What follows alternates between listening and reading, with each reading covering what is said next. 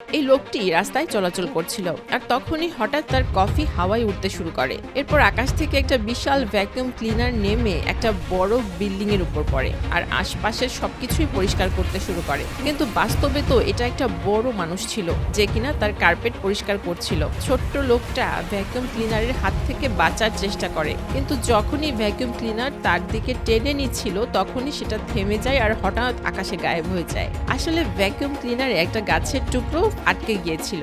যখনই বড় লোকটা গাছের টুকরোটা বের করে ভ্যাকুয়াম ক্লিনারকে নিচে রাখে তখনই ছোট্ট লোকটা ভ্যাকুয়ামকে পাওয়ার দেয়া ক্যাবলের কাছে পৌঁছায়। এরপর সে নিচে পড়ে থাকা একটা কুড়াল উঠিয়ে ক্যাবল কাটা শুরু করে। যখনই বড় লোকটা ভ্যাকুয়াম ক্লিনার চালু করতে যায় তখনই ক্যাবল থেকে ইলেকট্রিক ফ্রিকোয়েন্সি বের হতে থাকে, কিন্তু বড় লোকটা দ্রুত সেটাকে টেপ লাগিয়ে ঠিক করে দেয়। এদিকে ছোট্ট লোকটা আবারও কুড়াল উঠিয়ে নেয় আর ক্যাবলের উপর উঠে বসে। যখনই সে উপরের দিকে এগিয়ে যাচ্ছিল তখনই পড়ে যাবার হাত থেকে বাঁচার জন্য সে কুড়ালের সাহায্য নিচ্ছিল। উপরে পৌঁছায় সে ক্যাবল থেকে নিচের দিকে লাফ দেয় আর কুড়ালের সাহায্যে পুরো ভ্যাকুয়াম ক্লিনারের ওপর থেকে নিচ পর্যন্ত কেটে ফেলে। আর এভাবেই সে তার শহরকে বাঁচিয়ে দেয়।